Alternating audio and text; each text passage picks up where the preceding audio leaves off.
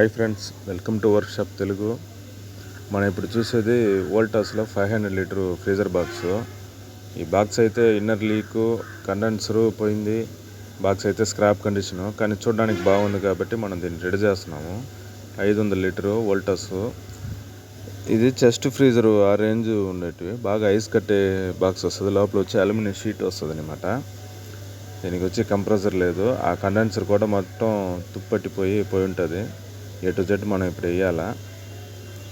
దీనికి ఏం చేయబోతున్నాం అంటే లోపల వచ్చి కాయిల్ పైప్ చుట్టైపోతాము. ఖచ్చితంగా లీక్ ఉంటుంది అనమాట. అందువల్ల 4 రో పైప్ చుట్టుతున్నాము. ఒక్కొక్కటికి 4 ఇంచి గ్యాప్ పెట్టుకొని. మనకు ఆర్డర్ వచ్చి ఒక క్యాటరింగ్ పర్పస్, అంటే ఫ్రిడ్జ్ పర్పస్ అనమాట. పిండి, పాల ప్యాకెట్, వాటర్ బాటిల్ అలాంటివి పెట్టుకునేదానికి. దానికి తగినట్టు రెడీ చేస్తున్నాము. మార్క్ చేసుకునేసి లోపల వచ్చి కాపర్ పైపు చుట్టుతాము.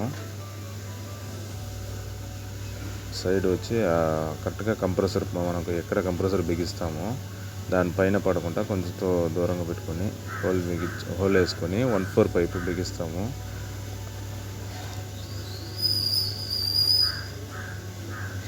పైపు బిగించేసి దానికి అన్ని క్లాంపులన్నీ పెట్టేసి పేస్ట్ అనేది పెట్టాలా. ఆ పైపుకి బాడీకి వచ్చి మంచి బాండింగ్ ఉంటేనే మనకు ఐస్ అనేది బాగా స్ప్రెడ్ అవుతుంది.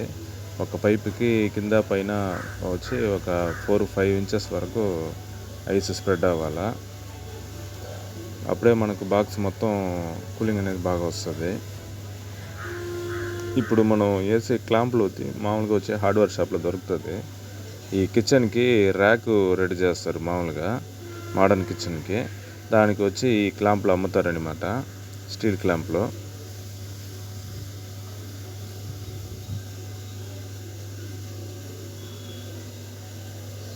ఈ పైపులన్నీ మనం బిగించేసి పేస్ట్ పెట్టేసి దాని తర్వాత వచ్చి కంప్రెసర్ అనేది పెట్టబోతున్నాము. దీనికి వచ్చి మనం వచ్చి సామ్సంగ్లో 170 సిరీస్, అది మామూలుగా వచ్చి ఒక 250 లీటరు ఆ సైజులో ఉంటుంది.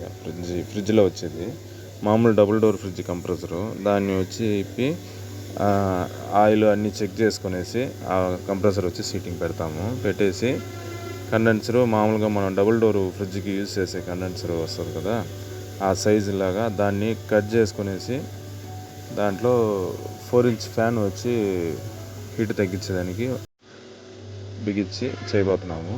వీడియో స్కిప్ చేయకుండా చూడండి ఫ్రెండ్స్.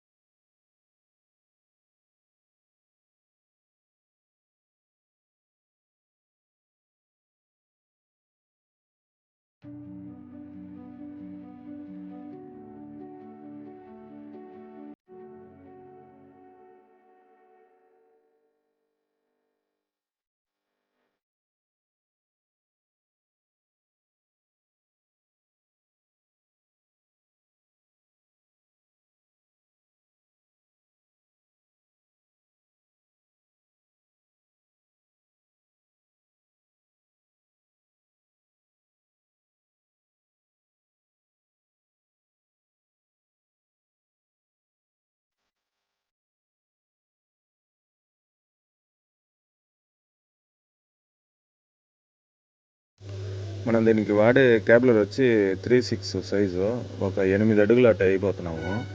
సామ్సంగ్ కంప్రెసర్కి 8 అడుగులు బాగా బ్రహ్మాండంగా పనిచేస్తుంది. ఈ డీ ఫ్రిడ్జ్ సైజుకి మ్యాక్సిమం 8 ఫీట్ వచ్చి సరిపోతుంది మామూలుగా.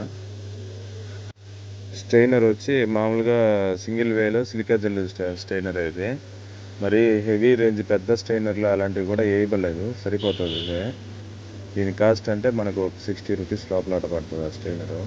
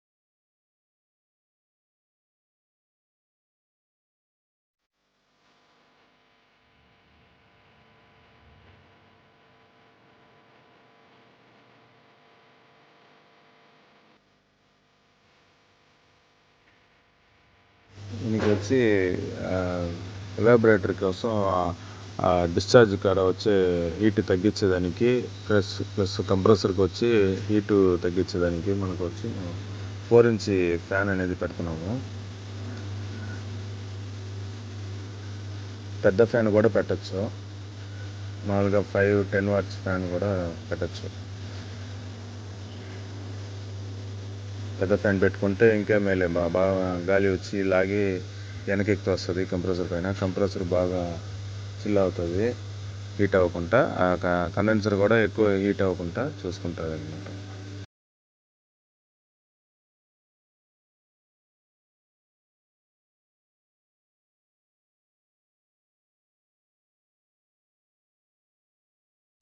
దీనికి వచ్చి మ్యాక్సిమం ఒక 10-12 పాయింట్ లోపల వచ్చి సరిపోతుంది గ్యాస్.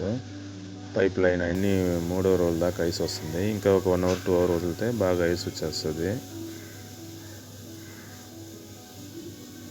టైమింగే ఇంపార్టెంట్ దీంట్లో. 3 అవర్ పడుతుంది మొత్తం ఐస్ వచ్చేదానికి. ఈ ఇన్ఫర్మేషన్ మీకు నచ్చిందంటే లైక్ చేయండి ఫ్రెండ్స్. మర్చిపోకుండా మన ఛానల్ వచ్చి సబ్స్క్రైబ్ చేయండి.